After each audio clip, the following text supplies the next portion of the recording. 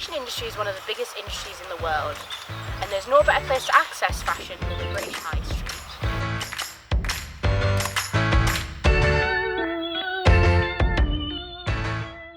Did you know that fashion is having a harmful effect on the global warming crisis?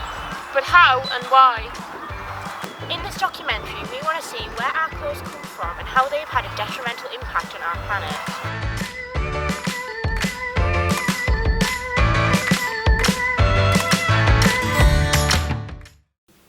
Hi, I'm Ellie. And I'm Sarah. As far as I remember, when I was young, I always remember being interested in fashion. This ranges from choosing my own clothes from brands like TK Maxx, Next, New Looks Generation 915, and collecting and dressing my Bratz and Barbie dolls on a daily basis. Ever since I can remember, I've been obsessed with fashion, from Instagramming to reading every copy of Vogue and Cosmo going. But we have started to realise we know so little about the industry. Where do our clothes come from? How are they made? And how is it impacting our environment? In the past, we saw clothes as something we'd save up for, something we'd obsess over for weeks before purchasing it. Then we'd wear it to death. But now clothes are starting to look like disposable items, something you wear once out with your friends or on Instagram and then they put back in your wardrobe for the rest of eternity. I think in order to understand our relationship with the clothes we have to look at the British High Street. The High Street, along with the fashion industry, has changed and grown over the past 200 years. The British High Street didn't begin as a concept until around 1870, when markets began to become shops. During this time, industrialisation in the UK was creating new manufacturing processes that would set the groundwork for the future. Imperialism aided the High Street's success, with the flow of money, wealth and goods extracted from former colonies into Great Britain. However, it wasn't until after World War II that fast fashion truly took off as consumers became more interested in mass-produced clothing. This saw the creation of brands such as Topshop, Primark, H&M and Zara, which launched between 1947 and 1969. These brands haven't changed much as their focus was on mass consumerism, mass production and mass marketing communications. The 1950s saw brands moving to offshore factories where the clothes could be made for a competitive price, enabling a lower price for the consumer. As time has gone on, brands still do this. Globalisation has prevailed and brands will do anything for the lowest price point. These companies often exploit this to the point where workers in places such as Bangladesh and China are paid in low, unlivable wages. It's not just the wages where the workers suffer, the conditions of many of these factories are inhuman, with workers not afforded the correct PPE when dyeing fabrics, some not even having shoes on their feet. These fabric dyes are so harmful that they can cause breathing problems for some of the workers. This is due to the enormous strain on to produce food so cheap and so fast. After learning so much about the history of fashion, we've decided we want to go speak to some local businesses about how they keep fashion eco-friendly. We visited various places around the North East who are sustainable businesses and asked for advice on how ourselves and you can be part of the sustainable journey. We went to Flea Circus, Newcastle to speak to Sharon about her clothing brand, Lazy One. My name's Sharon Hudson and I have my own label called Lazy One. I sell vintage clothing, accessories, bric-a-brac. I even do upcycled furniture, but I don't have space for that here, but I do sell that as well. But I've got like over 30 years experience in fashion, well flitted between vintage and new fashion. So I've done a bit of everything really, but I've always done my own business, so I've always had my label Lazy One.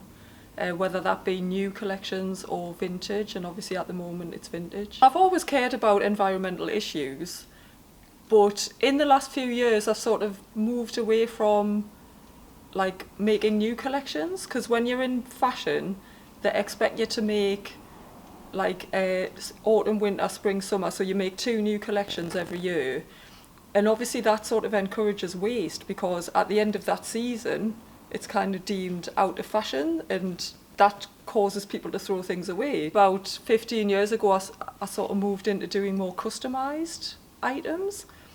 Then I started doing new again, but I did more what you'd call slow fashion. So I would do a collection and then at the end of that season I wouldn't just ditch those designs, I would just maybe update the fabrics, change the colours, that sort of thing, so the the styles would still carry on. So that was already a more sustainable way of working.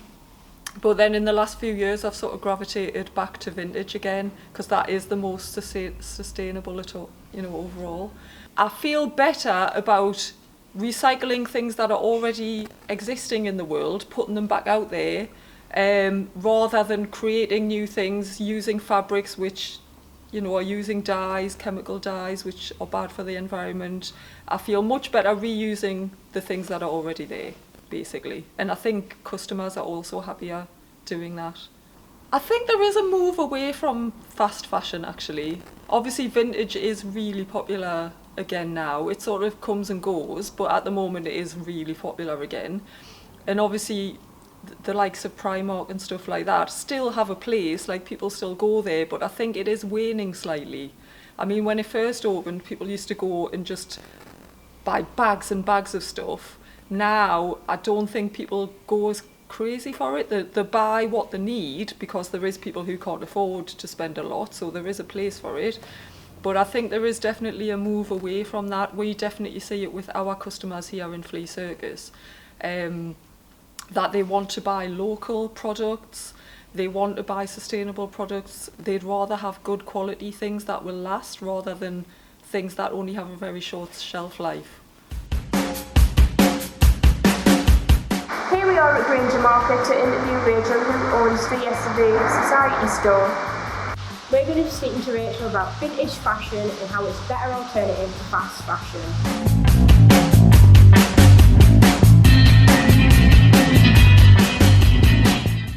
Hiya, I'm Rachel and I'm from the Yesterday Society Vintage in the Granger Market. We are a clothing brand that focuses on vintage and retro fashion and accessories, and we've got pictures in Flea Circus and Morpeth Antique Centre as well. I've always loved vintage fashion and vintage clothes. I like standing out from the crowd, and also the sustainable side of it. Obviously it's a good alternative to fast fashion, and it means that you can guarantee that you always look different from everyone else.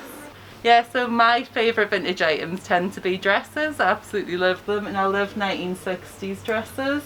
And I just think this is absolutely amazing. I don't know where I would wear it, so I haven't kept it for myself, but it just looks fabulous. And yeah, we stock a range of different eras and styles and stuff, so I try and get something that everyone would like.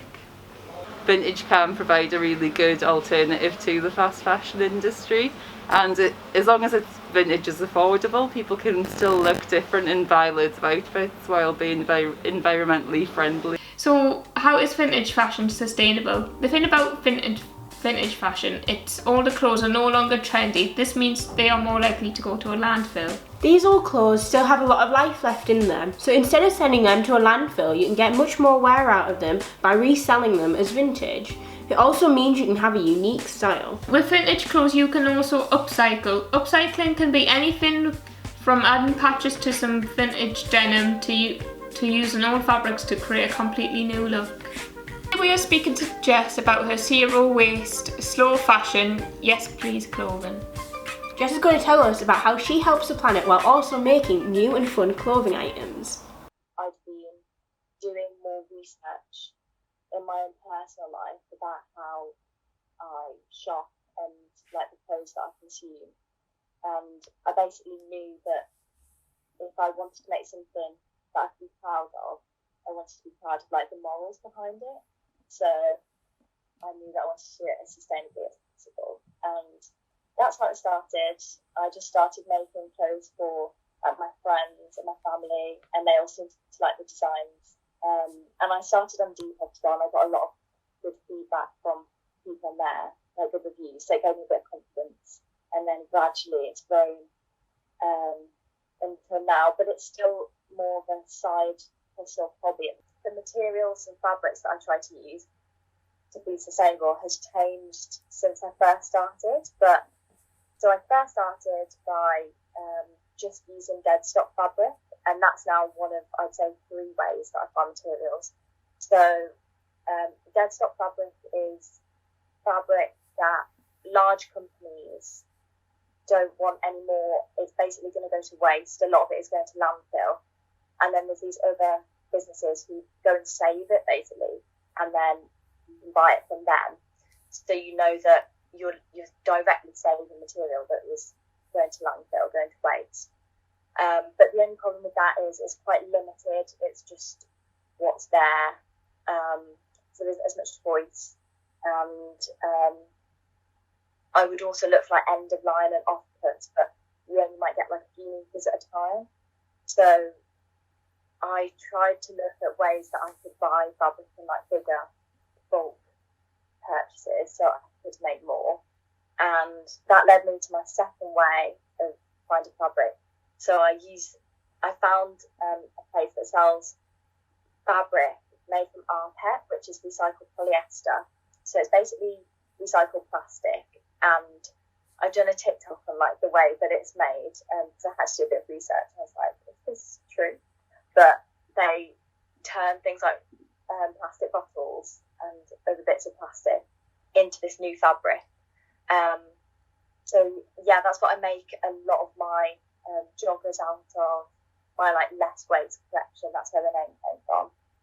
And then my third way is a new way which I'm looking into, which is, it's similar. So it'll be clothes made from this recycled polyester, but already like pre-made, and then I put my designs on them.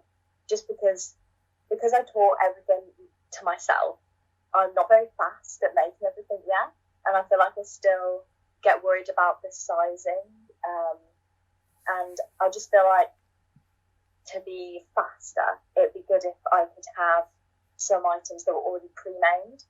I don't blame a lot of people for buying fast fashion because we're not taught it in schools, and it's just societally taught to you that it's okay. So I do understand, even though I think it's so bad, that's only come through like educating myself on it, and it's been like a journey that I've gone on, which I know like other people are at different points on that journey.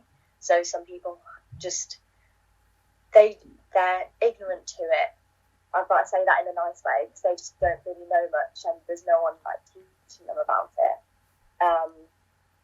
But yeah, I think it takes people a while to realise, because even if you do start to understand why it's so bad for the environment and so bad like morally, like with cheap, like not paying, companies not paying their workers enough, it's often like people can only afford to buy cheap clothes, so there's like a socio-economic like factor to it as well. And for me, like I'd say it took me about a year to transition to like basically buying no fast fashion, just because you're like having to rewire your brain to think like that, and it's you have to completely like rethink the way you're buying, because it's so natural to you just pick something up without thinking where it's coming from. Jess taught us so much about her brand. We hope that many brands take note and try to do more to be as environmentally friendly as possible. After learning so much about vintage and sustainable fashion, we decided to visit Alex at her zero waste store, Head in the Clouds in Bishop Auckland. I grew up on a farm, so kind of nature and the countryside, it's really important to me. So reducing our plastic waste and reducing the amount of waste in the environment just seemed like the best option. Everything in here is plastic free, everything is vegan. So we have a lot of products that are refills where you can bring your own containers and we're not using any more plastic. You can bring glass jars, you can bring reusable containers, empty containers that you've got in the fridge. So there's so many different options in here for kind of, we've got food, we've got cleaning products, we've got kind of just fun bath bombs that are plastic free. So there's lots of different options. We also have reusable sanitary products, which are a massive help to anyone who's starting a zero waste journey who needs them. They last for like years, so it's one of those where you can buy it once and you're done. Starting out, the best thing I always say is that it's not, we don't all need to do it absolutely perfectly, we just need everyone to do it their little bit. So one person being completely vegan, zero waste, isn't as good as every single person taking their own reusable carry bags to the shop or using a reusable water bottle instead of buying bottles of water in the shop. So you don't even have to spend money to be zero waste. It starts at home. You don't have to spend money to do this at all. There's so many little bits that we can all do. Zero waste lifestyle is another change you can make to help the environment. People who are zero waste cut down the amount of rubbish they are putting into the world. There are many different ways to cut down on waste, from refillable containers to zero plastic food purchases and more. We're at the Priestman building to speak to fashion designer Naomi Austin. Naomi is currently doing a PhD in sustainable fashion. Today we are going to speak to Naomi about how fashion can be both stylish and sustainable, and her ideas for the future for the industry. Hi, I'm Naomi Austin. I'm Senior Lecturer on Fashion Design and Promotion at Sunderland University. I've worked here 7 years now, and previous to that I was a designer for lots of different companies, predominantly sportswear, so I worked for Reebok, Umbro, High Tech, did menswear and boyswear. I think after 8 years of working as a designer, I accidentally fell into teaching, and so I've been teaching on FE, and then I've been teaching on HE now for 7 years. And my interest in sustainability kind of came from the fact I worked at so many companies in the early noughties, as you would say, so early 2000s, where looking back, I didn't realise just how much we were wasting in terms of products we were buying in to look at as samples and you know, just find samples to create, and a lot of the samples we bought in would be thrown away if they weren't given to the employers at the companies we worked at. They would literally go in a big box to the side of the room, and we don't really know what happened to them. They just sort of disappeared. There's a company, it's a website called fashionlaw.com.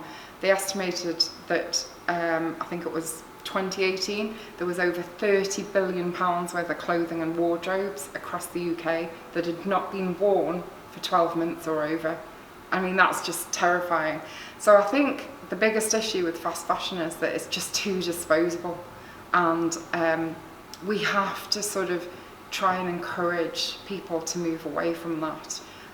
But the only way we can do that is by offering them an alternative that's going to be similar in price and similar in disposable incomes, you know, and that's going to be wearable and not cost the earth, quite literally.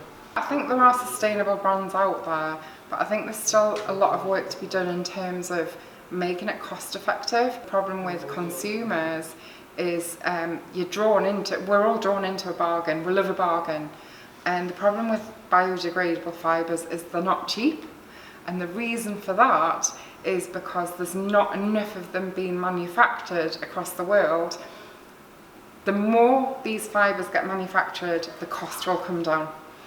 But like I say, it's this catch-22 situation where we've got, if we go out, I'm working with the Hemp Authority in Europe and the Flax Authority, which make linen, and they're saying, you know, the biggest problem we've got at the minute is we've got all these countries that are able to produce these fibres, and they can't, you know, we're not doing enough to make it cost effective because nobody's buying into them because they don't really know about the effectiveness. And the other problem we've got, especially in the UK, is legislation with hemp. So I think once we are able to educate people more on these fibres, then the manufacturers will produce them, or the farmers will produce them, and then it might become a bit more commonplace on the high street. But yeah, cost is a huge issue. That's our biggest barrier at the minute. So one of my ex-colleagues from Umbro, she's like the creative director for Lululemon now. And you've probably seen loads and loads of different stories about Lululemon sort of using the factories where they were using, they weren't being very good with ethical stuff like that, but apparently, yeah, it's all changed. But they're looking into using mushrooms within their sportswear fabrics.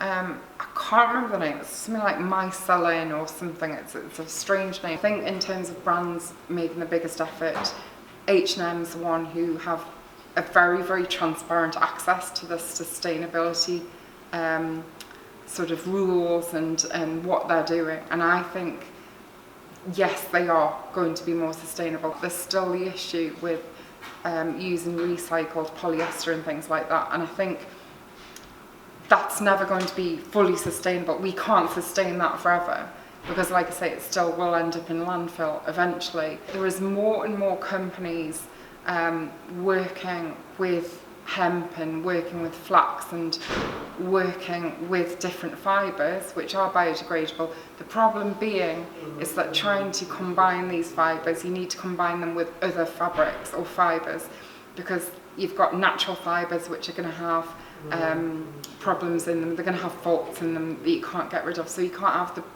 proper super smooth fibres. You know, just small things, small changes can make a difference. Look at the labels of what you're buying.